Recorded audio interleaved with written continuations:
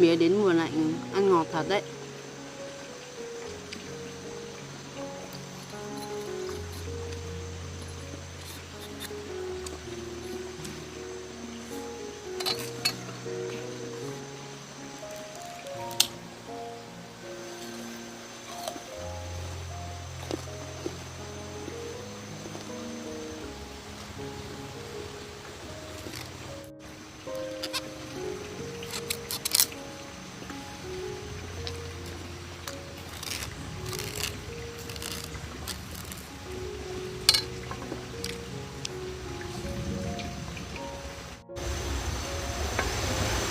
Thời tiết hôm nay cũng đẹp thật. Hôm nay mình lại trở lại thu hoạch. Cũng may là anh Long cũng đã bị bắt rồi, nên bây giờ mình làm về cũng không cần phải lo lắng nữa. Người mình cũng đã khỏe lại rồi, không còn mỏi như mọi hôm nữa.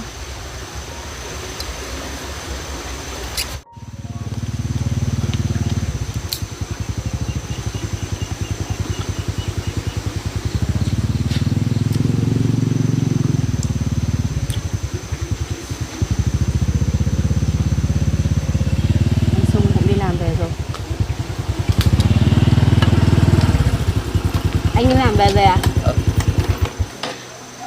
Anh ra đây ngồi nghỉ ăn mía đi. Làm đêm về mệt mỏi quá em ạ.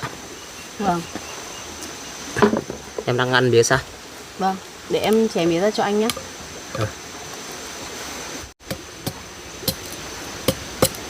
Mùa này ăn mía cũng ngọt đấy em ạ. Vâng, em ăn thấy ngọt lắm anh ạ. Hôm nay em có đi thu hoạch không? Lát nữa ăn mía xong thì em cũng đi thu hoạch. Bởi vì em cũng muốn đợi anh về rồi em mới đi ạ. Vậy à? Vâng. Nếu mà hôm nay em đi thu hoạch thì em cứ lấy xe máy mà đi thu hoạch cho nó nhanh em ạ. Mình chở hàng cũng được nhiều. Thôi, có lẽ em đi bộ thôi anh ạ. Bởi vì đi xe máy thì cũng không vào được tới ruộng đâu. Mà em để xe máy ở ngoài đường xa thì em cũng chỉ sợ lại mất. Em đi bộ đi thu hoạch thì sẽ tốt hơn anh ạ. Nếu em để xe ở trên đường xa như vậy mà mất, trong khi giá trị của chiếc xe thì rất nhiều, em đi thu hoạch thì lại chẳng được bao nhiêu. Nếu mất thì anh lại không có xe để đi làm. Như vậy thì cũng không được đâu ạ. Em không phải lo lắng quá nhiều đâu. Bởi vì em để xe ở ngoài đường thì em cứ khóa cổ xe lại, không ai lấy đâu mà. Thôi, mình cứ đề phòng trước sẽ hơn ạ. Vậy thì tùy em. Anh ăn mía đi. Em lấy một nửa mà ăn đi. Thôi anh ăn đi, ở đây của em vẫn còn mà.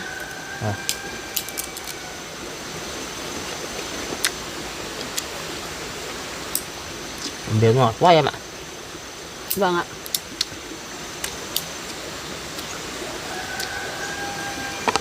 Cũng lâu rồi gia đình mình chưa có một cuộc sống bình yên được như hôm nay anh ạ. Em cũng cảm thấy rất vui. Anh cũng vậy mà. Từ khi Long bị bắt là anh cũng cảm thấy gia đình nhà mình trở nên an toàn hơn. Vâng.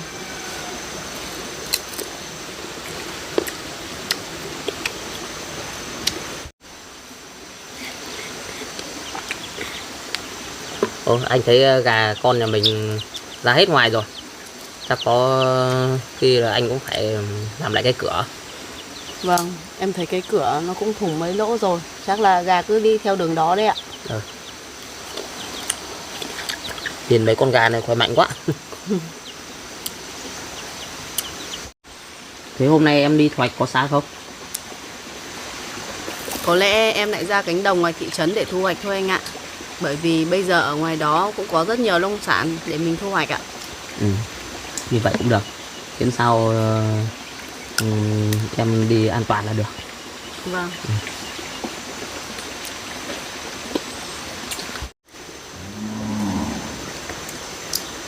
Có khi anh với em đi dọn gà vào trong chuồng đi. Anh thấy có mấy con mèo nhà mình cũng đang đuổi đàn gà đấy. Vâng, vậy mình đuổi hết gà vào trong vườn anh nhé. Đi thôi anh. Đi nhá.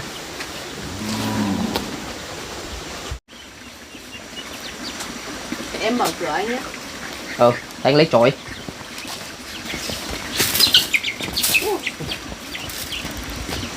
Em đón ở bên ngoài nhé. Vâng.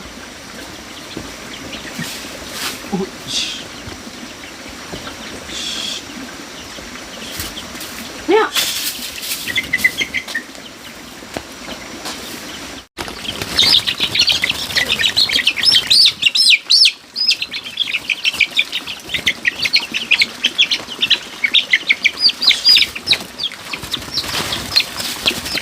Ôi gà lại bay ghê quá. Mấy con gà con này nó bay nhanh quá em ạ. Vâng. Hay anh bắt nó đi. Rồi anh đang rồi.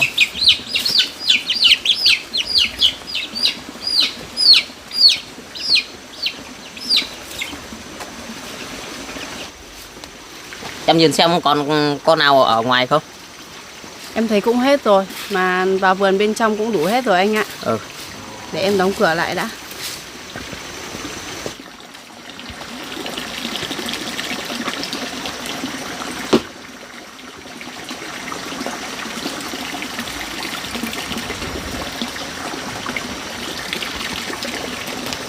Anh thấy chỗ này nó hở to quá, để anh buộc lại.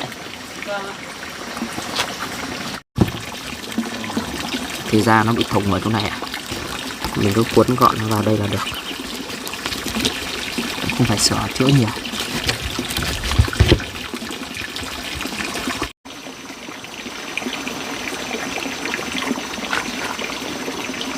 Chèn cái chân vào đây là xong, gà cũng không ra nữa. Vậy là xong rồi đấy. Nhìn cái đỗ ván này cũng đang ra quả rồi. Quả nó non thế này chắc hái ăn được rồi đấy. Cây này có quả rồi à anh? Anh Sung này, bây giờ anh ở nhà đi, em đi thu hoạch đây. Vậy à? Vâng. Thế em đi thu hoạch đi. Anh cứ lựa rồi nghỉ ngơi cho khỏe, tối còn đi làm nhé. Anh đang thấy mấy quả đỗ ván của mình nó đang có sâu này. Chắc ít nữa là anh phải đi mua thuốc, rồi sau đó về để còn phun nữa, mình mới có quả ăn. Vâng. Em đi đây. Em đi nhá.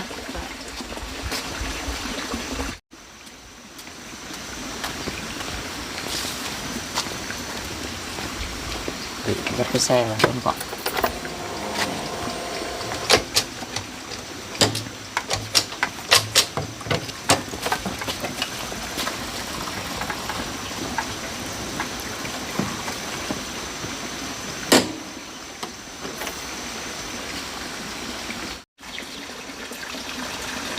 Nhìn quả non như vậy mà đã có sâu rồi. Con sâu này to quá.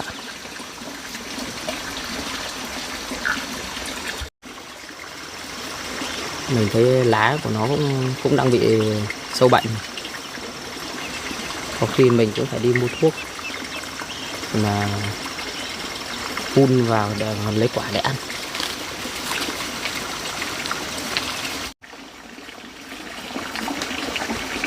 Mình thấy Duyên chăm sóc được cái vườn rau này cũng rất là xanh và tốt nữa. Đỗ cũng ra cũng rất nhiều quả. Như vậy vợ chồng mình cũng có rau ăn hàng ngày. Cô ấy thật là khéo léo.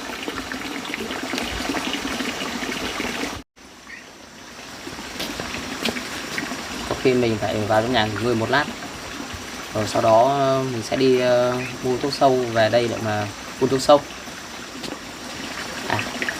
Mình quên mất, sẽ gọi điện cho Duyên để bảo cô ấy đi thu hoạch rồi đi qua chợ mua luôn thuốc sâu cũng được.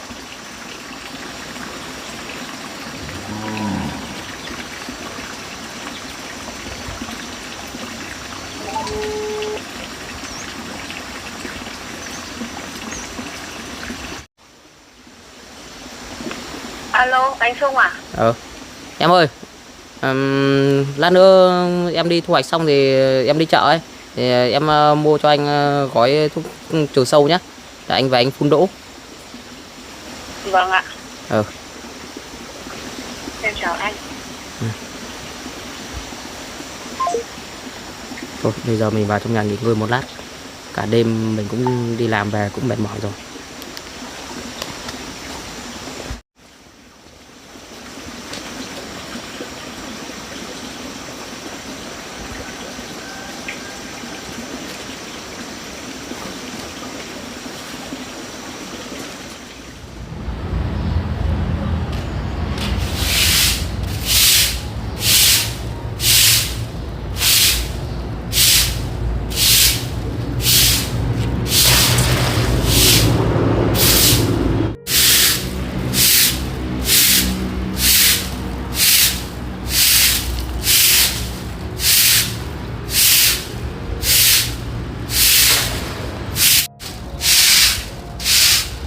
không ngờ là mình lại tiếp tục bị bắt tạm giam. Mình cũng rất là ân hận những việc làm sai trái mà mình đã làm.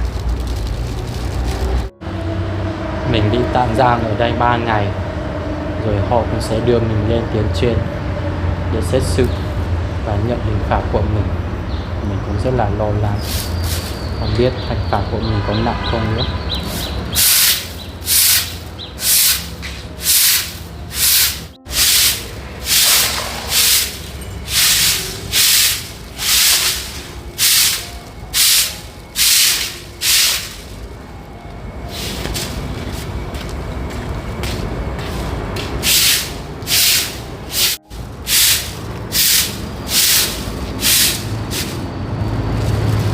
Hay là mình bỏ trốn khỏi đây nhỉ?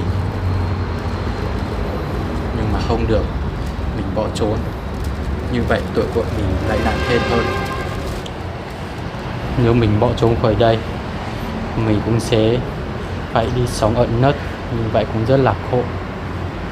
Và nếu để cảnh sát lại bắt lại được mình, họ sẽ đưa mình lên tuyến trên và họ sẽ xử phạt mình nặng hơn nữa.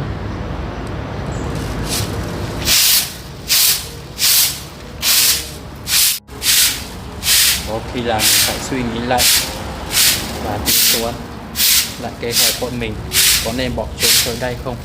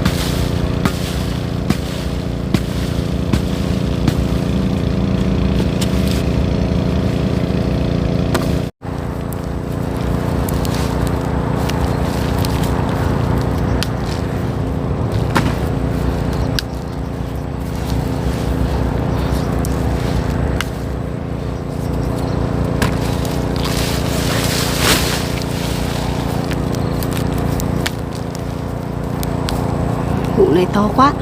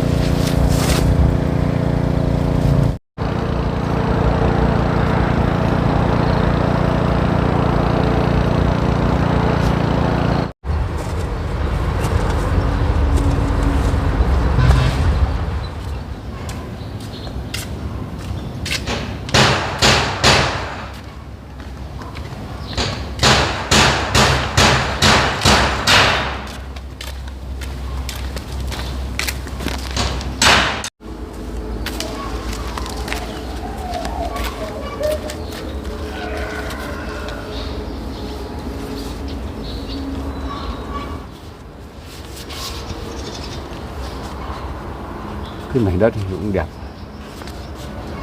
mình cũng muốn mua quá nhưng mà họ lại bán giá cao đến tận 600 triệu, mà số tiền bà ấy bán cái mảnh đất của mình bây giờ chỉ còn có 500 triệu, không biết có mua được không. Mình cũng ưng cái mảnh đất này quá, nó cũng rất là vuông vắn mà lại có cả 2 mặt tiền nữa, nhưng mà số tiền mình không đủ. Không biết là họ có bán một nửa hay không.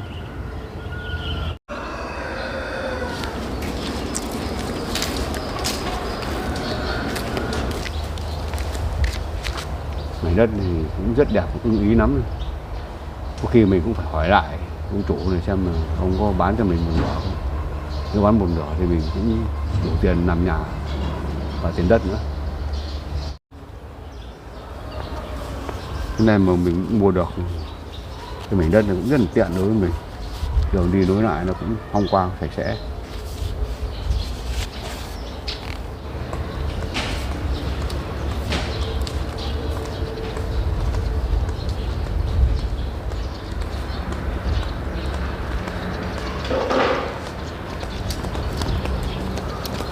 Ông đang nhìn gì vậy?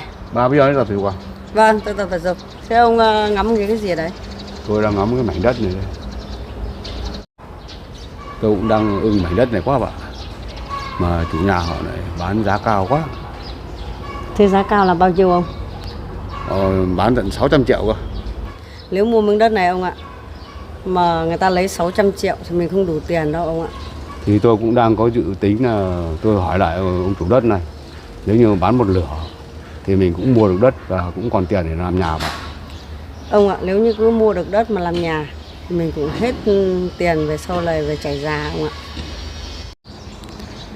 Nhưng mà tôi nghĩ rằng là tôi với bà vẫn còn khỏe thì vẫn còn làm được để mà sinh sống hàng ngày bà.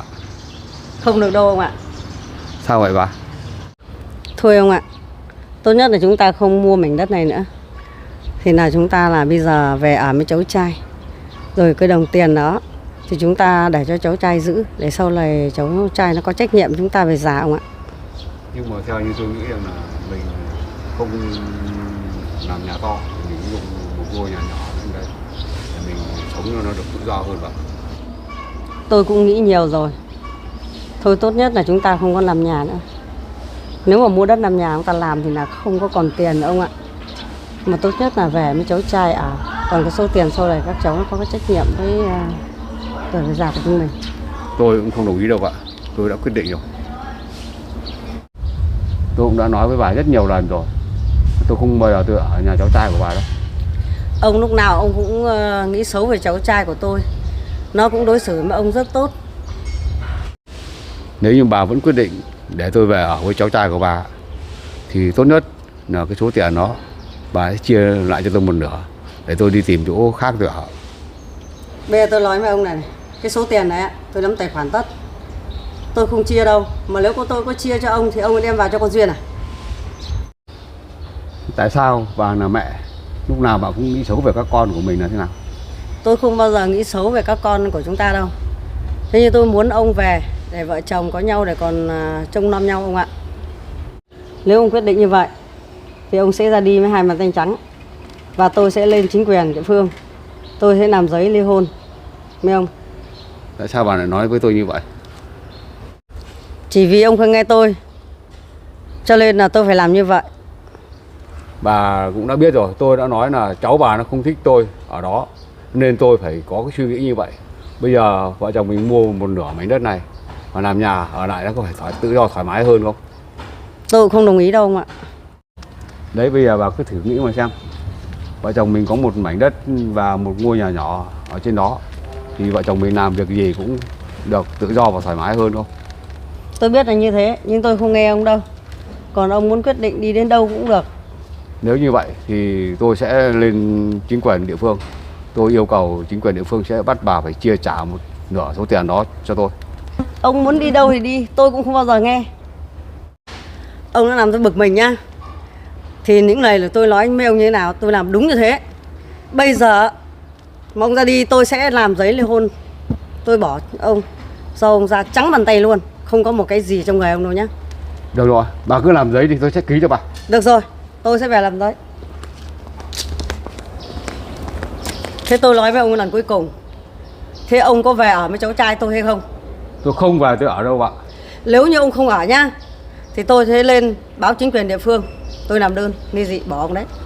Bà muốn đi đâu thì bà đi. Được rồi, Bà ông sẽ muốn ra làm gì trắng thì bàn bà tay làm. trắng nhá. Tôi đi.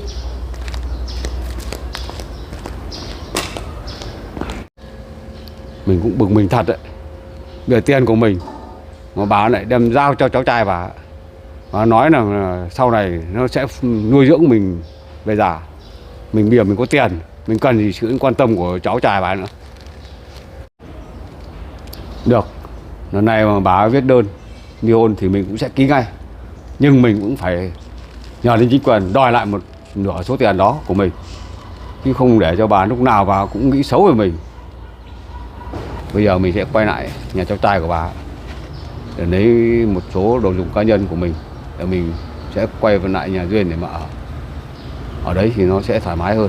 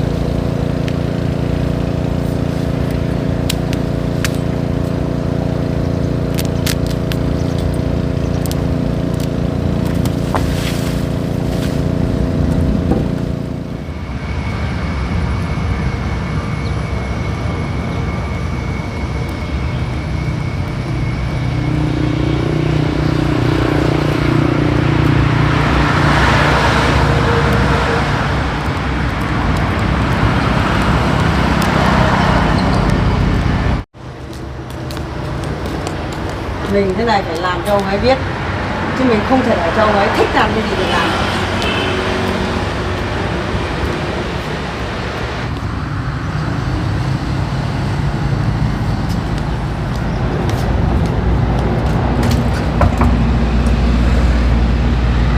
Sao hôm nay lại vắng vẻ này, không thấy có ai thì trượt nhà sao sao này?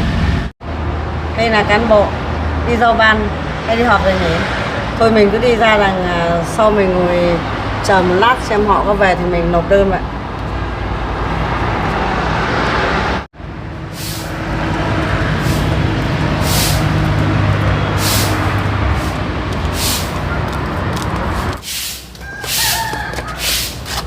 Ô, nhìn ai kia mà quen thế nhỉ?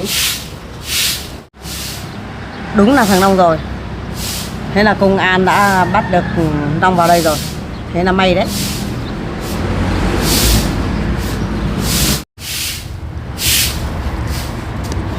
Cô ạ. Long à, thế cháu lại bị công an bắt vào đây sao? Vâng. Cô đi đâu mà đi qua đây vậy ạ? Cháu cũng xin lỗi cô về chuyện hôm trước mà cháu đã làm với cô ạ. Thế là công an bắt cháu vào đây. Thì bây giờ cháu mới nhận cái tội của cháu à? Cũng là do hôm đó cháu và bố có to tiếng với nhau nên cháu mới làm liều và giật dây chuyền của cô ạ. Thế cháu giận bố cháu mà cháu lại làm liều, cháu giật cái chuyền vàng của cô à? Tôi cũng mong công an muốn bắt cậu lâu rồi đấy, chứ không phải đến giờ này mới bắt đâu nhá. Sao cô lại làm liều với cháu như vậy? Cháu cũng đã biết lỗi và cũng đã đi đầu thú rồi. Còn tôi nói cho cậu biết này này, cậu gây rất nhiều rắc rối với gia đình nhà tôi. Nhưng hôm nay đến đây, tôi lại gặp cậu ở đây, tôi sẽ tố cáo với người ta, với công an là sẽ bắt cậu một cái tội cậu giật dây chuyền vàng của tôi nữa cậu nhé. Thôi cô ạ, chuyện cũng đã qua rồi. Cháu xin lỗi cô và mong cô hãy bỏ qua. Cậu lại nghĩ cậu xin lỗi tôi mà lại tôi bỏ qua cho dễ dàng thế á? Tôi không bao giờ bỏ qua cho cậu đâu nhé. Sao cô lại làm liều và khó khăn với cháu như vậy? Lúc cậu gây ra lỗi thì cậu có nhớ lại những cái sự gây rối trong gia đình nhà tôi không? Bây giờ cậu xin lỗi dễ dàng thế. Cháu cũng biết lỗi của cháu rồi. Cô đừng có tố cáo thêm cháu nữa ạ. Cháu lại thêm tội ạ. Tôi không thể tha thứ được cho cậu. Hôm nay tôi đã ra đây nhá. Cậu đã làm gây rối gì với gia đình nhà tôi, hôm nay có những điều gì tôi sẽ tố cáo hết cho bên công an người ta giải quyết cậu đấy. Thôi cô ạ, cháu mong cô hãy bỏ qua cho cháu đi. Dù gì cháu cũng là con của bố cháu mà. Con của bố thì con của bố, tôi không nghe. Tôi không nghe. Tôi không thể tha thứ cho cậu được. Còn hôm nay nhá, cậu bảo xin lỗi nhá. Còn bố cậu nhá, hôm nay tôi cũng làm giấy đây để tôi ly thân với bố cậu đây. Cậu cần xin lỗi, cậu tìm đến bố cậu mà xin nhá. Còn tôi không liên quan đến ai nữa đâu nhá. Nhưng cháu đang bị tạm giam ở đây, cháu không thể đi đâu được đâu ạ. Thôi, cậu cứ ở đây cho nó lành. Còn tôi mong pháp luật sẽ làm cho cậu đến nơi đến chốn. Cậu cứ gây rối cho gia đình nhà tôi, rồi nay mai cậu lại gây rối cho mọi người khác thì sao? Thì cậu cứ tốt nhất là cứ ở đây. Tôi cũng mong muốn là người ta làm cho đến nơi đến chốn luôn. Mà lý do tại sao cô lại ly hôn với bố cháu ạ? Tôi không thích ở với bố cậu thì tôi làm đơn ly hôn. Lý do gì cậu phải quan tâm đến chúng tôi? Vì là chồng tôi quan tâm đến cậu quá, cho nên là tôi bỏ đấy, tôi không ở đâu cậu ạ. Thôi, cậu cứ tạm giam ở đây. Còn cậu suy nghĩ đi, những sự việc mà cậu gây rối với gia đình nhà tôi thì tôi về, tôi vẫn tố cáo với công an là cậu làm những sự việc gây rối với gia đình nhà tôi. Nếu cô không tha thứ bỏ qua cho cháu, cháu cảm ơn cô ạ. Tôi không thể tha thứ cho cậu được đâu. Tôi đi về đây.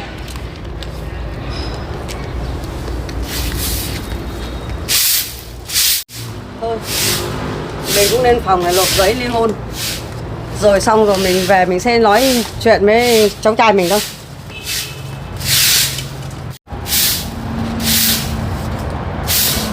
Thực ra là bà ấy tới đây để mình sẽ ly hôn với bố mình. Mà mình và ông ấy cũng không còn liên quan gì tới nhau nữa mà. Ông ấy cũng đã từng mà tôi rồi, mình không còn liên quan gì nữa.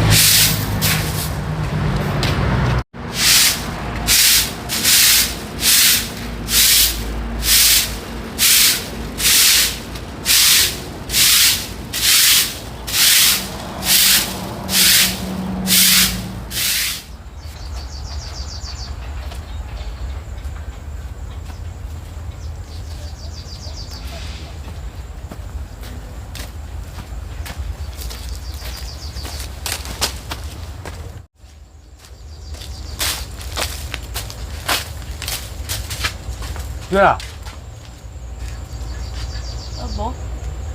Bố đang đi đâu vậy ạ?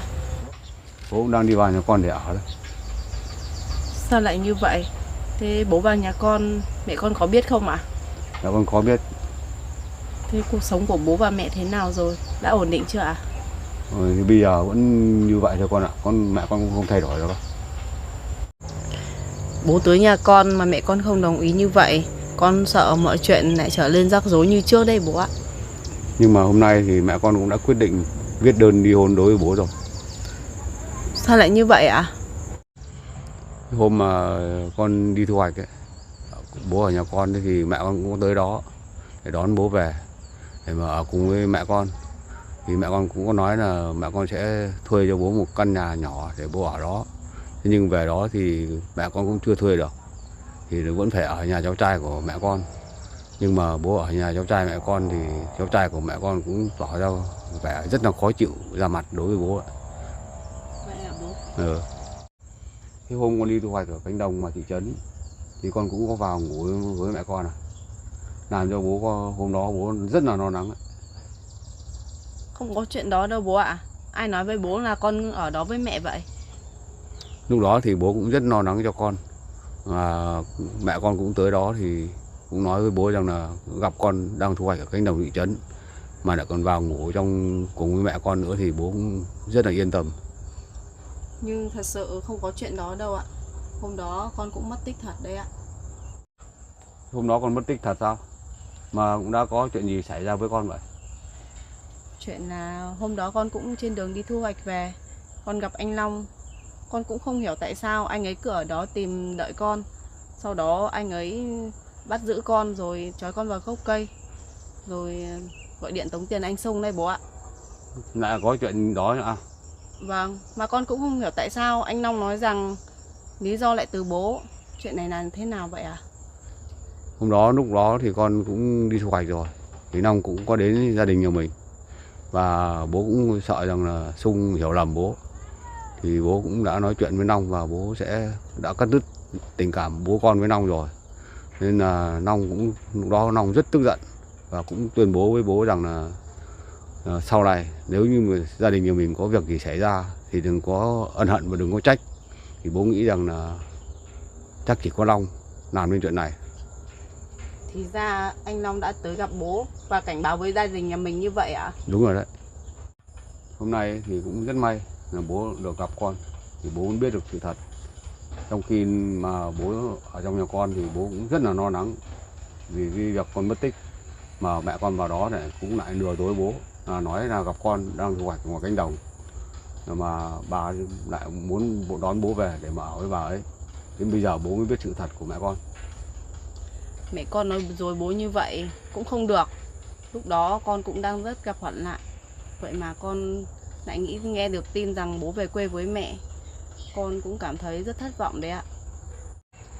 Bố biết rằng là trong lúc mà con gặp hoạn nạn ấy, thì con cũng rất cần sự giúp đỡ của người thân, mà bố lại tin vào lời nói của mẹ con. Bố cũng đã theo mẹ con về quê sinh sống, nên là bố cũng rất là ân hận. Không sao đâu bố ạ, mọi chuyện cũng đã qua rồi. Con nói rằng Long đã bắt giữ con để mà tống tiền Sung, thì Long lấy thì bao nhiêu tiền của Sung con? Con thấy anh Sung cũng nói rằng anh Long cần đến 100 triệu cơ bố ạ. Anh Sung cũng đã phải vất vả đi chạy ngược chạy xuôi để mà vay tiền cho đủ số tiền đó. Nên anh ấy cũng có báo cảnh sát nữa. Cảnh sát cũng bày cách cho anh ấy dùng tiền giả để đánh lừa anh Long đấy ạ. Vậy à? Long bây giờ sao rồi con? Mà cảnh sát họ đã bắt được Long chưa? Cảnh sát cũng đã bắt được anh Long rồi bố ạ. Mà họ lại còn bắt anh Long ở tại nhà của con nữa. Con vậy cũng à? cảm thấy rất vui ạ. Thế thì bố cũng rất mừng. Bố thấy việc làm của Long càng ngày thì càng trở nên nguy hiểm. Mà bố cũng rất là ân hận khi đã nhận Long làm con của bố. Chính vì việc đó thì bố cũng đã tha lỗi cho Long rất nhiều lần. Nhưng mà Long nó cũng dựa vào đó, nó làm hết việc này đến việc khác, làm ảnh hưởng đến gia đình của con ấy. Chuyện này con cũng đã nói với bố nhiều lần rồi. Bố cứ không liên quan gì tới anh ta nữa thì mọi việc cũng sẽ ổn. Nhưng con cũng không hiểu sao thời gian trước đó bố lại cứ tin tưởng và tha thứ cho anh ta quá nhiều lần vậy ạ.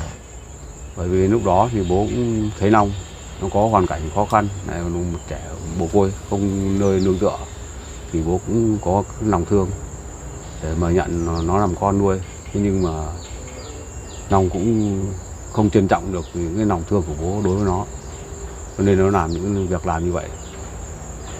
Vâng, con cũng nghĩ là như vậy. Là anh Long có vẻ cũng đã lợi dụng lòng tốt của bố đây ạ. Đúng rồi đó. Bây giờ thì mọi chuyện thì bố cũng đã hiểu hết rồi. Có lẽ là hôm nay bố cũng chưa thể tới trang trại của con được. Sao vậy bố? Bố phải về, bố giải quyết một số việc ở nhà nữa. Xong thì một ngày đó bố sẽ tới trang trại của con. Vâng, nếu bố vẫn chưa giải quyết được hết công việc ở quê của bố thì bố cứ về đi. Khi nào bố cũng sắp xếp được thời gian thì bố trở về nhà của con cũng được ạ. Được.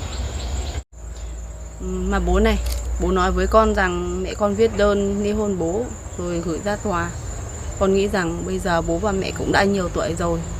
Hai người cứ vui vẻ sống cùng với nhau đi. Đừng có làm chuyện đó, con thấy cũng không hay đâu. Nhưng mà hôm nay thì mẹ con cũng đã viết đơn và cũng đã cầm lên gặp chính quyền rồi. Thì bố không biết là đã xong chưa.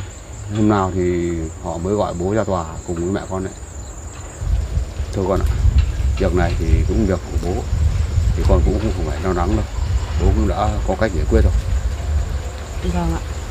Nhưng mà hôm nay thì con đi thu hoạch hay là con đã thu hoạch về rồi đấy? Con đã đi thu hoạch và đi chợ xong rồi bố ạ. Bây giờ con cũng đang trên đường về nhà rồi ạ. Vậy à? Vâng. Vậy thôi, con đi thu hoạch về rồi thì con cứ về trang trại nghỉ ngơi đi. Còn để bố về quay lại thì bố giải quyết nốt một số việc của bố. Vâng ạ. Vậy con chào bố ạ. Con đi về đây.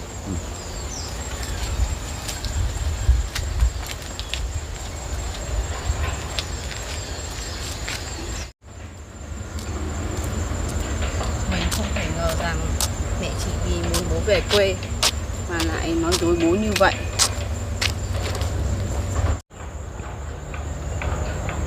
Mình cũng không ngờ rằng bà lại nói dối mình như vậy. Trong khi đó thì con mình cũng đang bị hoạn nạn. Lần này mình sẽ quay về, mình không để yên cho bà ấy.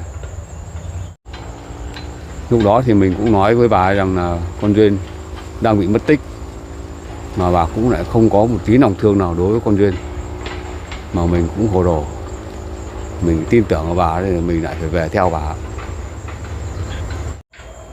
Cũng may là con Duyên đến giờ này nó cũng không bị làm sao. Nếu nó có bị thế nào thì mình cũng rất ân hận. Và thằng Long bây giờ nó cũng đã bị bắt rồi. Nó cũng phải trả giá cho việc làm của nó đấy.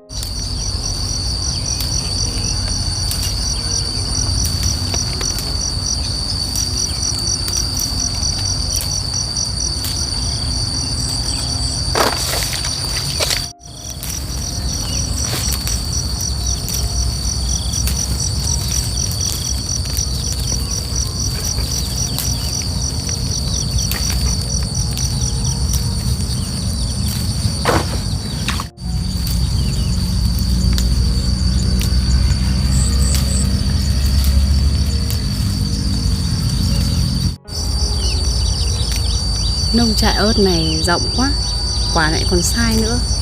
Thế này thì mình cũng tha hồ đi thu hoạch.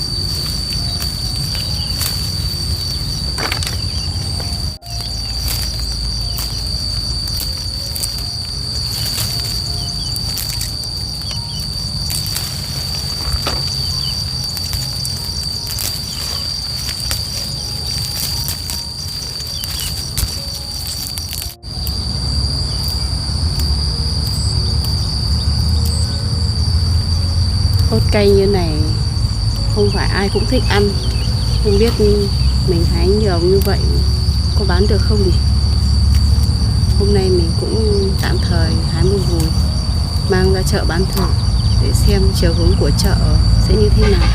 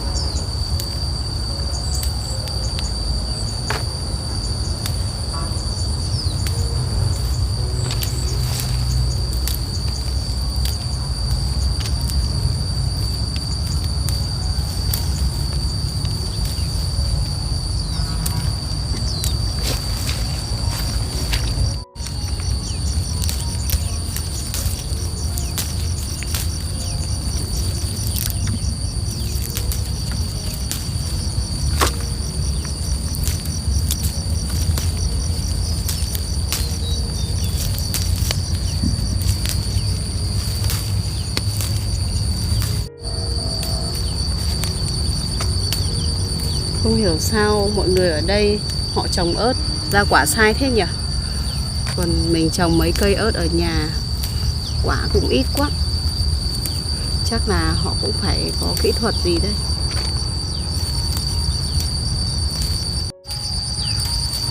Ớt chín nhiều như này nhưng mình thấy cũng rất nhiều quả bị hỏng. Mình sẽ lọc những cái quả đẹp nhất và tốt nhất mang ra chợ để bán.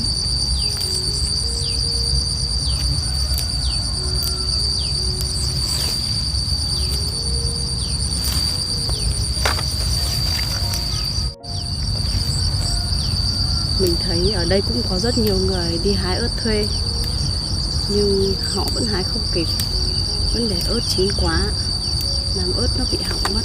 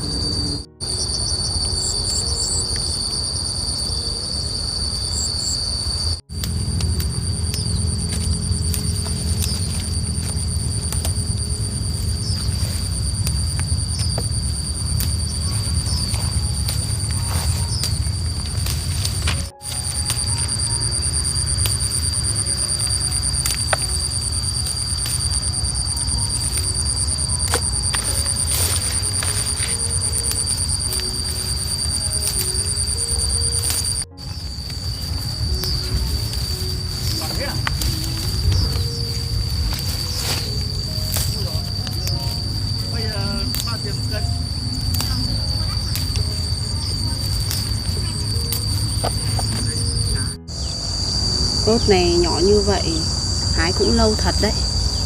Nhưng thôi, mình cũng cố gắng hái cho đầy gùi rồi đem ra chợ để bán thôi.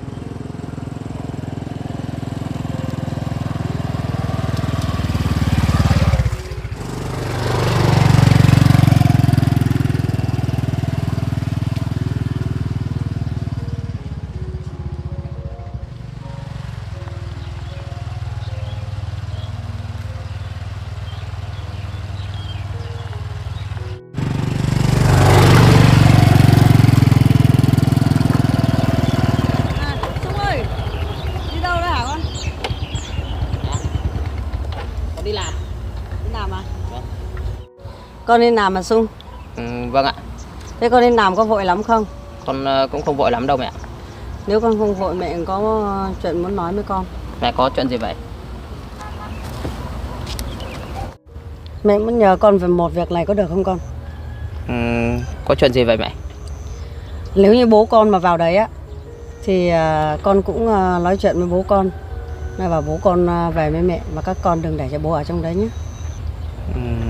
Vâng ạ. Sao vậy mẹ? Con tưởng là bố con đã chuyển về đó chung sống cùng với cả mẹ rồi. Con tưởng bố mẹ cũng đã ổn định cuộc sống rồi mà. Tại sao bây giờ bố con lại muốn quay trở lại sống cùng với cả vợ chồng con nữa à? Mẹ cũng nói thật với con như thế này này. Mẹ cũng bảo bố con là về chung sống cùng với mẹ, nhưng bố con không nghe, cứ muốn vào chỗ các con. Thì mẹ cũng bảo căng với bố là nếu mà ông không về với tôi thì mẹ cũng làm đơn để mẹ bỏ.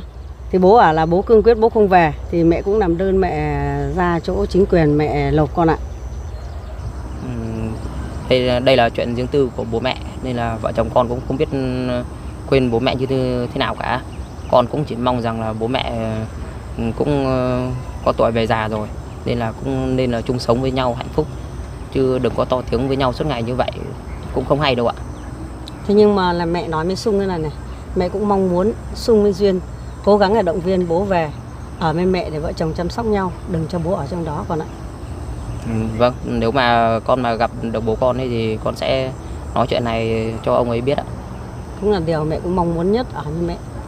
Mẹ này, cái sự việc hôm trước mà mẹ nói dối con rằng là Duyên đi thu hoạch ở ngoài cánh đồng ngoài thị trấn ấy, mà tối hôm đó mà ngủ ở nhà mẹ. Nhưng mà thực ra hôm đó là vợ con cũng bị mất tích, nên là con cũng cảm thấy rất lo lắng cho cô ấy.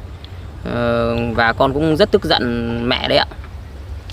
Thật sự ra con ạ, mẹ cũng không biết là Duyên bị mất tích. Mẹ cứ nghĩ rằng là bố con nói giấu mẹ để mà bố con muốn ở đấy với các con. Thì mẹ cũng nói vậy thế con ạ. Duyên đã về chưa con? Mà ai là người bắt Duyên? Thế các con đã báo cảnh sát chưa?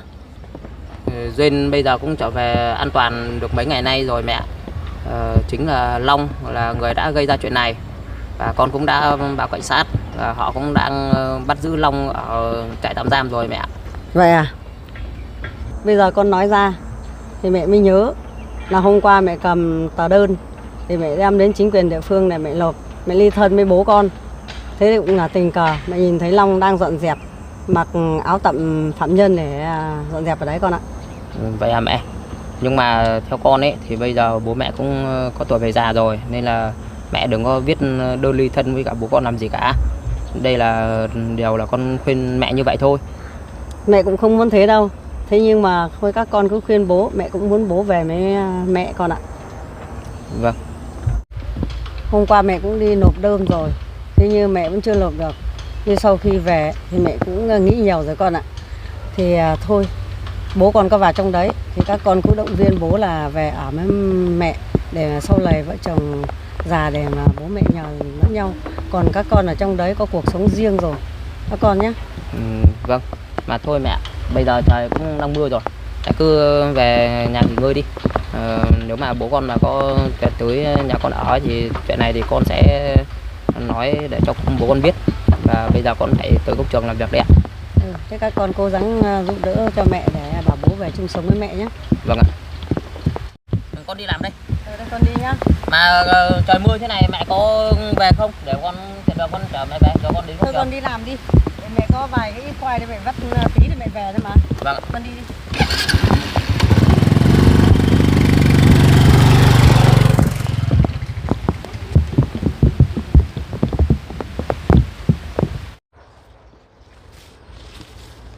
Nhà cháu dai mình nó trồng được dụng khoai này đẹp quá. Khi nào mà được thu hoạch thì mình bảo con Duyên nó đến đây mà thu hoạch dụng khoai này.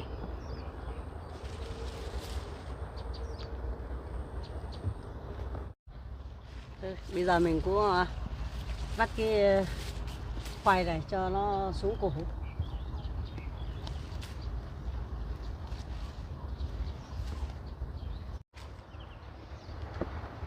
Việc hôm trước ấy, mà mình cũng nói dối Sung là con Duyên nó đi thu hoạch ở cánh đồng thị trấn.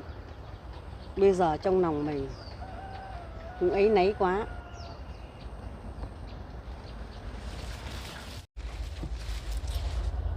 Cũng là may Duyên nó không sao. Nếu mà có bận gì thì đúng là mình cũng có lỗi với các con.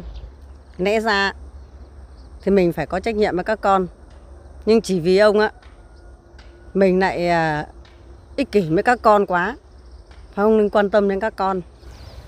Lúc mà Duyên nó gặp hoạn nạn á, thì nó cũng rất là cần người ở bên cạnh nó. Thế nhưng mà mình lại bỏ về. Mình thành là có lỗi với con.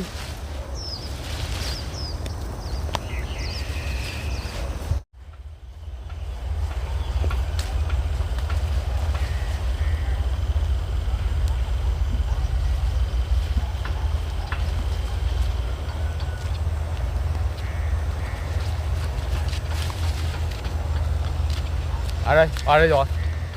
Thế bà đi đâu suốt từ hôm qua mà tôi tìm bà không thấy? Ông à,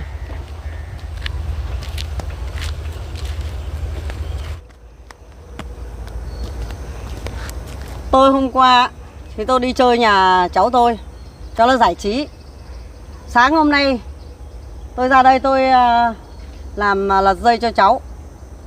Tôi cũng đang có chuyện muốn nói với bà đây. Ông có chuyện gì thì ông cứ nói đi. Tôi cũng rất là đang bực mình vì bà đây. Ông bực mình về tôi vì điều gì ông nói đi. Hôm qua tôi cũng đã gặp con Duyên rồi. Con Duyên nó cũng đã nói với tôi là không phải cái chuyện mà bà gặp nó đi thu hoạch ở cánh đồng ngoài thị trấn đâu. Hôm đó tôi vẫn nghĩ là con Duyên nó đi thu hoạch ở ngoài đó, nhưng tôi cũng không nghĩ là nó mất tích đâu ông ạ. Tôi nói với bà là Duyên nó đã bị mất tích, nhưng bà không tin tôi. Bà vẫn còn lừa tôi để cho tôi về với bà là thế nào? Tôi vẫn nghĩ là con Duyên á, thường ngày nó đi thu hoạch, chứ không nghĩ là nó mất tích như vậy đâu ông ạ. Mà tôi cũng đã nói với bà là nó bị mất tích rồi. Thế nhưng mà thật ra thì bà cũng không có một chút suy nghĩ gì về cái việc con Duyên nó bị mất tích như vậy. Bây giờ để cho nó phải chịu những vất vả như vậy đấy. Thôi ông ạ, nãy tôi cũng gặp Sung rồi. Mà Sung cũng nói, mà tôi cũng nói với Sung là tôi cũng bảo thôi các con thông cảm cho mẹ. Thì tôi cũng nói lỗi của tôi là sai rồi ông ạ, tôi biết rồi. Chính vì bà cho nên đến bây giờ các con tôi nó cũng đã hiểu lầm tôi bà. Ông ạ, hôm nãy tôi cũng gặp Sung ở đây rồi. Sung cũng đã nói với tôi rồi. Tôi cũng nói với con rồi. Thôi ngày nào mà tôi rảnh rỗi, tôi sẽ vào trong chỗ con Duyên, tôi nói chuyện với con Duyên sau ông ạ. Còn việc hôm qua bà nói với tôi là bà viết đơn ly hôn đối với tôi, thì bà đã viết xong chưa? Đem đây để tôi ký, xong rồi tôi còn vào nhà con Duyên tôi ở. Đơn hôm qua tôi cũng đem ra chính quyền địa phương, tôi nộp. Nhưng mà tôi vẫn chưa nộp. Rồi tôi cũng đem về, tôi cũng nghĩ nhiều rồi. Nhưng thôi ông ạ, tôi cũng mong muốn để ông về ở với tôi để vợ chồng dựa nhau về già ông ạ. Nếu như bà vẫn muốn tôi về ở cùng với cháu trai của bà thì tôi không ở đâu. Tôi sẽ quyết định về ở với con Duyên. Còn cái đơn ly hôn của bà viết thì bà cứ đem cho tôi ký. Còn bà làm thế nào thì làm. Nhưng mà cái số tiền mà bà bán đất của tôi thì bà vẫn phải chia cho tôi một nửa. Chứ bà không để thế được đâu. Nếu như bà không đưa tiền cho tôi thì bà cứ cầm đấy. Còn tôi vẫn là quyết định về ở với con Duyên, chứ tôi không ở với cháu trai bà đâu. Thôi ông ạ, chúng ta cứ ở tạm thời với cháu trai một thời gian.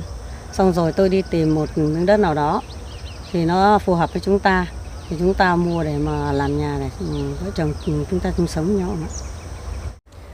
Tôi muốn ông ở với tôi chứ. Còn lúc nào ông cũng muốn nói vào con muốn ở với vợ chồng con Duyên. Đấy ông cứ thử vào xem thì nó có cho vợ chồng nó cho ông ở không. Tôi hôm qua tôi cũng đã nói chuyện với con Duyên rồi.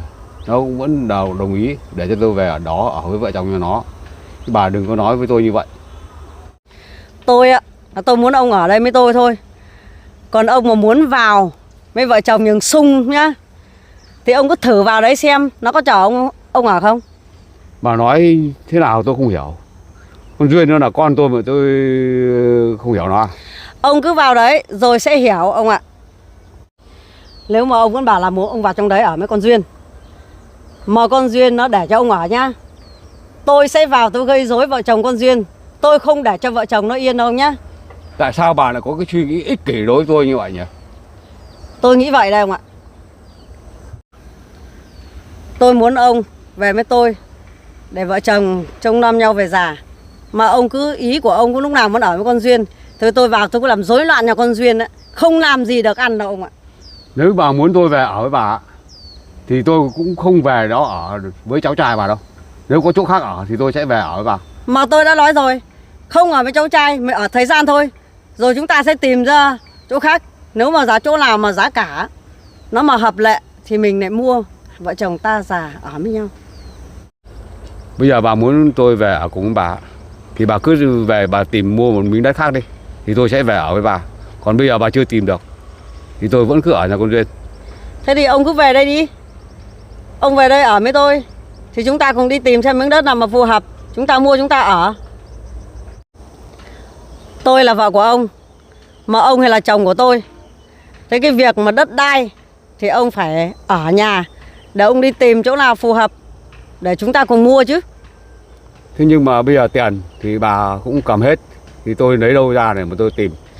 Ông cứ tìm đi. Được miếng đất nào mà phù hợp với vợ chồng mình thì lúc đó sẽ có tiền.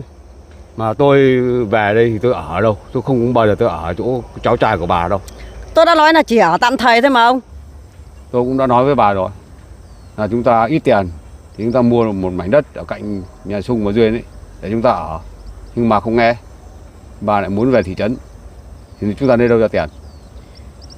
Bây giờ mà ông mà nói vào trong chỗ con Duyên, chỗ Sung ở, là tôi không muốn vào. Tôi muốn ở ngoài này cho nó quang đãng thoải mái. Không sướng hơn nào ông à? Nhưng mà ở ngoài thị trấn này đất nó đắt, nó không rẻ được như trong chỗ nhà Sung. Cứ xem miếng đất nào nó phù hợp với chúng ta mua. Thế ông nghĩ ở ngoài thị trấn này nó không sướng hơn à? Mà đi vào trong rừng trong núi, ở trong chỗ con Duyên. Chợ thì xa mà lại ở rừng ở núi. Còn đây, ở đây nông sản rất nhiều. Chợ thì gần. Chúng ta cần mua một cái gì đi rất dễ dàng, gần gũi. Còn con Duyên mà có đi chợ phải một ngày trời mới ra đến chợ ông ạ. Nhưng mà bà ở thị trấn này ấy, thì nó tiện như thế như vậy đấy. Thế nhưng mà bây giờ tiền mình không có thì mình phải chấp nhận ở trong đó thôi. Thôi tôi cũng không có thời gian để mà ở đây tranh cãi với bà đâu. Mà việc bà làm đơn ly hôn đối với tôi ấy, thì bà cứ làm đi. Tiền bà không đưa tôi thì bà cứ giữ đi. Tôi sẽ đến cho con Duyên ở. Đây, ông cứ thử đi đến nhà con Duyên ở đi. Xem là các con nó có chứa đựng ông không. Ông đi đi. Bà đừng có thách tôi. Ông đi đi, ông cứ đi. Cứ thử vào đấy xem sao. Cũng là may. Lúc mấy mình cũng gặp Sung rồi. Cứ để cho ông thử xem. Ông vào trong đấy có ở trụ được không? Hay là vẫn phải quay về đây để mà gặp mình, để nói chuyện lại với mình. Ông cứ đi đi nha.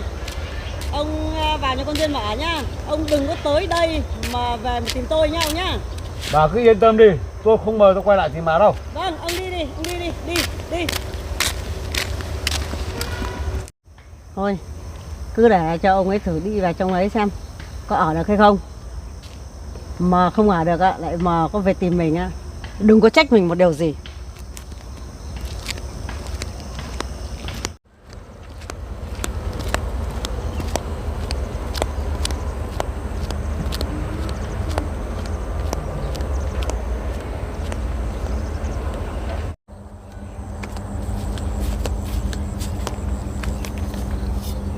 Thôi, bây giờ mình cũng về thôi. Cái cháu mình nó mong mà mình về mình mua cái điện thoại để mà liên lạc với lại vợ chồng nhà Sung.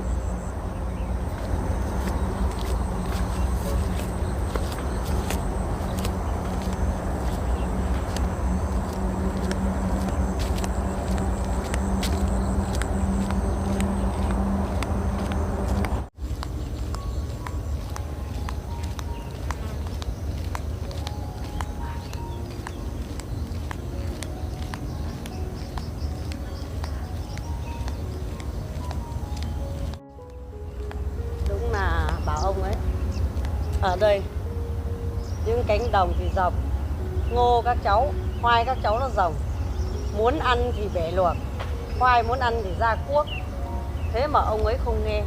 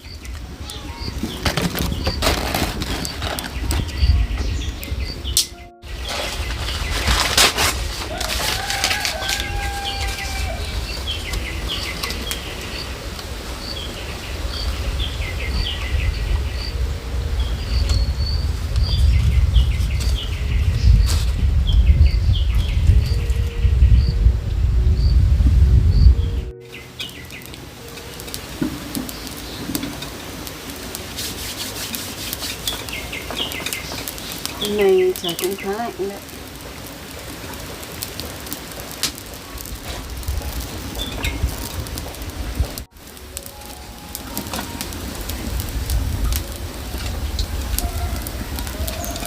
Mình ra vườn hái ít đỗ để lát nữa mình nấu ăn.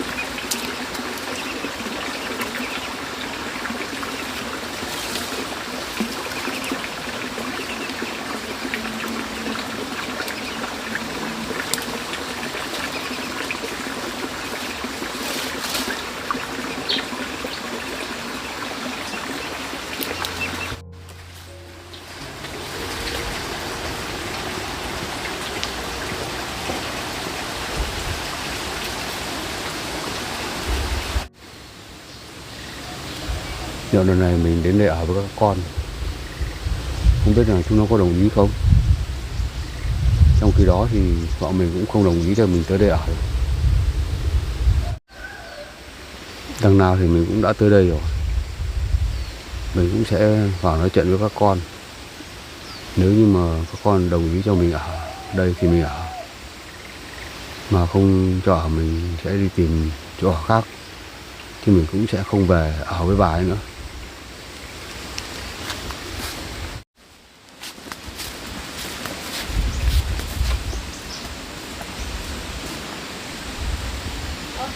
Bố à? Dạ. Vâng ạ. Con đang làm gì đó? Con cũng vừa đi thu hoạch về bố ạ. Con đang nấu sương nước và nhặt ít đỗ để lát nữa nấu ăn ạ. Vậy à? Vâng. Bố đi từ xa tới đây, bố cứ đi vào trong nhà cất đồ đi ạ. Được. Cho nghỉ ngơi đi. Ừ.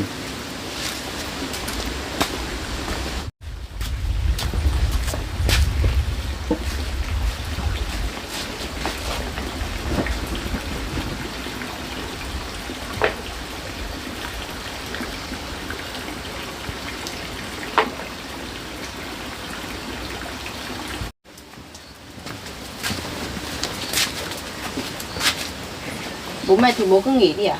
Thôi được rồi. Thế Sung đi làm rồi con? Vâng, hôm nay anh Sung đi làm ngày rồi ạ.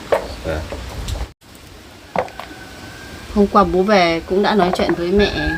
Mẹ cũng đã đồng ý cho bố tới ở nhà con rồi ạ. Bố cũng về nói chuyện với mẹ con rồi, thế nhưng mà mẹ con cũng không đồng ý cho bố tới đây ở với các con đâu. Vẫn muốn bố ở lại với nhà cháu trai của mẹ con. Thế mẹ con không đồng ý mà bố vẫn vào đây, liệu mẹ con có để yên không ạ? Mẹ con không đồng ý cho bố tới đây, mà bố tới đây thì bố cũng sợ rằng là mẹ con sẽ tới gây chuyện với các con. Chẳng lẽ bố không thể ở đó với cháu trai của mẹ hay sao ạ?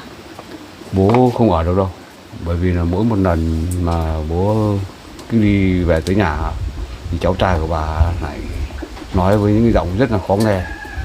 Bố không muốn ở đâu. Mà những lúc mẹ con không ở nhà thì cháu trai của mẹ con nói chuyện vẫn có ý là đuổi bố đi. Mẹ con không ở nhà thì mẹ con cũng không biết điều đó. Mà bố con nói chuyện với mẹ con thì mẹ con lại vẫn cứ bênh vực cháu trai của mẹ con. Như vậy thì mẹ con cũng không thể hiểu được. Thành mẹ bố nói mà mẹ con vẫn không tin hay sao ạ? Mẹ con cũng không tin đâu. Như vậy cũng thật khó cho bố ạ. Ừ. Sao bố mẹ không mua một mảnh đất nhỏ để làm một ngôi nhà rồi ở? Hay bố mẹ cứ chuyển vào đây đi? Con thấy đất vườn của con cũng rất rộng mà, cũng có thể làm nhà cho bố mẹ ở được ạ. Bố cũng đã nói chuyện này với mẹ con rồi, nhưng mà mẹ con cũng không đồng ý. Mẹ con vẫn muốn ở với cháu trai của mẹ con. Như vậy cũng làm khó cho bố. Bố cũng thật khó xử ạ. Ừ. Mẹ con vẫn quyết định ở lại với cháu trai của mẹ con, nhưng bố không ở lại với bà ấy. Thì bố cũng đã quyết định là bảo bà ấy chuyển lại một nửa số tiền mà bà bán đất của bố để mà bố chuyển đi nơi ở mới. Thế mẹ con có đồng ý không ạ? Nhưng mà mẹ con vẫn không đồng ý và cũng nắm toàn quyền cái số tiền đó. Bây giờ đó là việc riêng của bố và mẹ, thì cũng tùy vào bố mẹ quyết định thôi. Con cũng không dám tham gia nhiều. Con chỉ sợ con tham gia vào chuyện của bố thì mọi chuyện này càng trở lên rắc rối thôi ạ. Mà chuyện này bố cũng đã tới đây và mẹ con đến đón bố nhiều lần về rồi. Con nghĩ rằng mẹ con sẽ tiếp tục tới đây để gây rắc rối đấy ạ. Như vậy thì mọi chuyện sẽ không hay. Và chuyện này bố cứ phải nói với anh Sông đã. Con thì cũng không có vấn đề gì đâu. Nhưng còn anh Sông nữa, nếu lát nữa anh Sông về thì bố cứ nói chuyện với anh ấy ạ. Bố biết rồi, nhưng bây giờ thì bố cũng không biết phải làm sao đây. Thì bố cứ lựa nói với anh Sông đi. Biết đâu anh ấy lại đồng ý.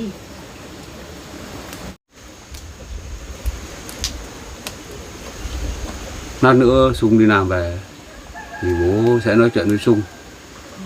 Nếu như mà Sung cho bố ở thì tốt, mà không đồng ý cho bố ở thì con cũng phải vui vẻ và thông cảm cho bố, chứ đừng vì bố mà lại vợ chồng lại sứt mẻ tình cảm. Chuyện này bố không phải lo đâu ạ. Con nghĩ rằng anh Sung cũng sẽ đồng ý thôi. Việc hôm qua bố nói với con rằng mẹ viết đơn ly hôn gửi sang chính quyền địa phương, thì bố về nhà đã giải quyết chuyện đó tới đâu rồi ạ? Qua thì bố về thì cũng không gặp được mẹ con. Mẹ con đi chơi ở đâu thì bố cũng không biết. Thì sáng nay thì bố cũng tìm gặp được mẹ con để mà bố vào đây. Thì mẹ con cũng có nói là mẹ con lại không làm đơn để ly hôn với bố nữa, mà sẽ quyết định về ở với bố, nhưng với điều kiện là bố lại phải về ở nhà cháu trai của mẹ con. Thế bố giải quyết như thế nào ạ? Thì bố cũng đã nói với con rồi là bố sẽ không về đấy ở, mà bố sẽ quyết định về đây ở với các con mà. Bố làm như vậy càng khiến mẹ con càng trở lên tức giận đấy ạ. Có khi mẹ còn giận lây cả sang vợ chồng con nữa đấy ạ. Thì mẹ con cũng vẫn là kiên quyết là muốn bố về để đây ở với cháu của mẹ con, nhưng bố đã quyết định rồi. Bố bảo là bố không ở đó. Thì mẹ con nói là nếu như bố vào đây ở thì mẹ con cũng không cho bố một đồng nào nữa. Thì bố bực mình thì bố bảo thế đấy để cho bà quản lý hết, tôi cũng không cần. Thế mẹ không nói gì thêm mà bố? Thì mẹ bảo được rồi, ông cứ đi đi. Nhưng bây giờ mà bố tới đây ở với các con thì bố lại nghĩ rằng là sẽ thêm một gánh nặng và sẽ gây phiền hà cho các con. Thì bố cũng rất là ngại. Bố đừng nghĩ như vậy ạ. So với những việc trước đây bố đã làm và giúp đỡ con thì những chuyện đó cũng không đáng gì đâu ạ. Bố đừng nghĩ nhiều bố nhé. Thôi, bố cứ để con nhặt đỗ nốt cho. Con cũng mới mua thêm một ít gà về để nuôi. Bố đi chăn gà giúp cho con với ạ. Thế con làm nốt. Vâng.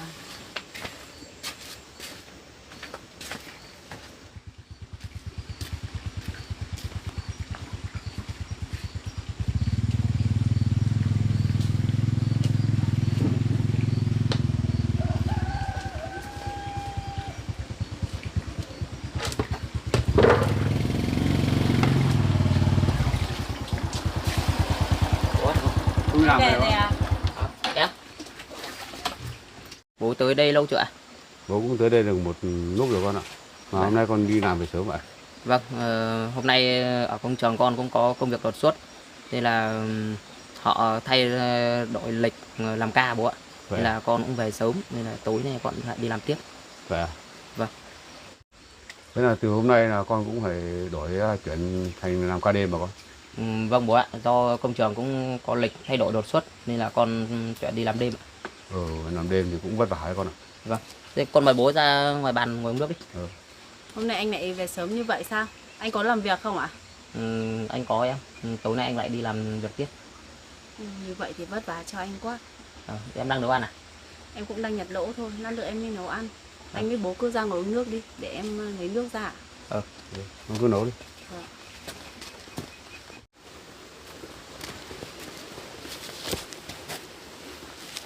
Bố này, bố tới đây chơi với cả vợ chồng con hay là bố tới đây ở cùng với cả vợ chồng con vậy ạ?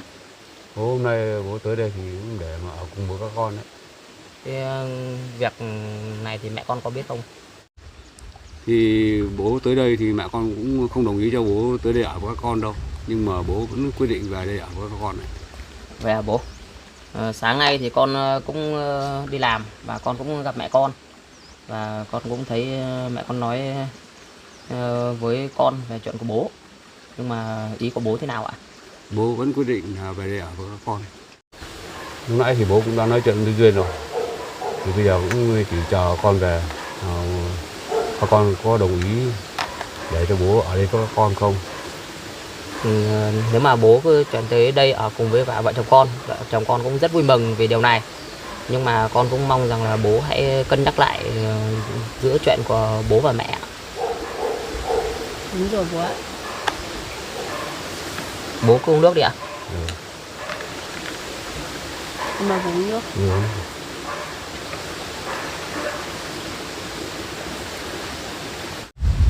Bây giờ em cũng biết được hoàn cảnh của bố khi bố ở cùng với cháu trai của mẹ rồi anh ạ.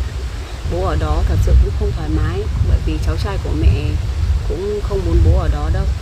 Nên vợ chồng mình cứ đón bố về đây ở cùng. Em thấy cũng rất là vui mà. Anh ý kiến như thế nào ạ? Thì anh cũng có bảo thế nào đâu. Bây giờ bố cũng chuyển về đây ở cùng cả vợ chồng mình thì anh cũng cảm thấy vui mà. Nếu mà mẹ mà có tới đây đón bố về lần nữa ấy, thì vợ chồng mình cứ nói chuyện lại với mẹ để cho mẹ hiểu. Con cũng có chuyện này muốn nói với bố ạ, cả em nữa. Thật ra thì bây giờ ở công trường con cũng làm việc cũng rất là nhiều, nên là con cũng không thể đi làm sáng đi tối về được, và đường đi lại xa bố ạ. Nên là bố tới đây ở cùng với vợ chồng con cũng cảm thấy rất vui mừng. Mà trong thời gian này Long cũng bị bắt rồi, nên là con lại cảm thấy rất yên tâm là bố tới đây ở thì bố cứ chăm sóc trang trại và nấu cơm nước giúp vợ con khi vợ con đi thu hoạch đường xa về ạ.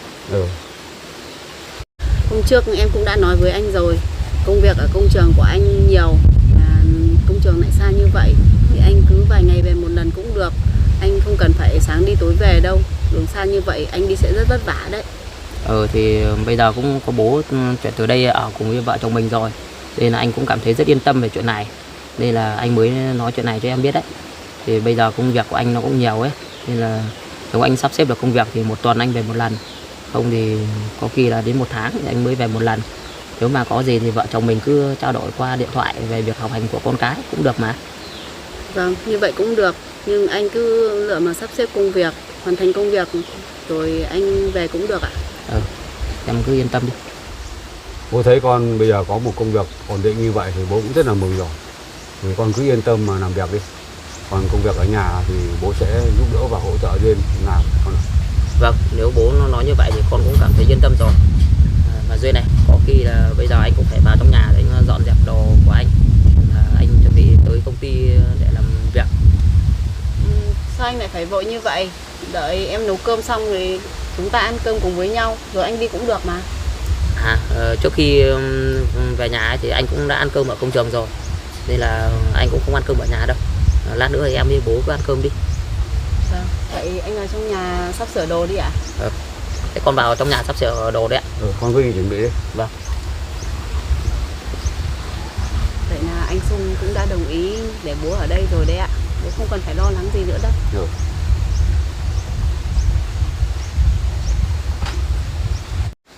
Bây giờ thì bố thấy Dung cũng có một công việc ổn định và rất tốt. Thế nên là chúng ta ở nhà thì bố con mình cũng phải cố gắng làm việc để tiền chi tiêu hàng ngày. Còn mà tiền Dung đi làm thì cũng phải tích cóp lại để mà trả nợ con ạ. Vâng, bố nói như vậy cũng phải ạ. Con xin nghe lời bố ạ. Vậy thôi, bố cứ ngồi ở đây đi, để con vào sắp sửa đồ cùng với anh Sung ạ. Con cứ đi vào đi. Vâng.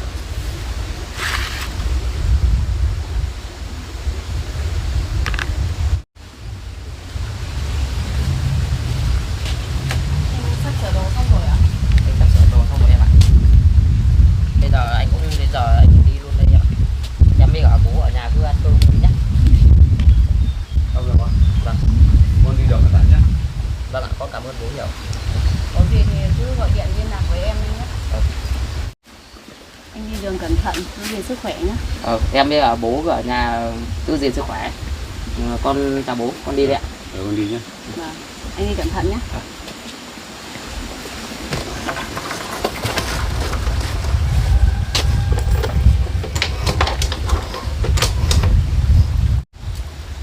Để con ra đóng cổng cho anh ấy.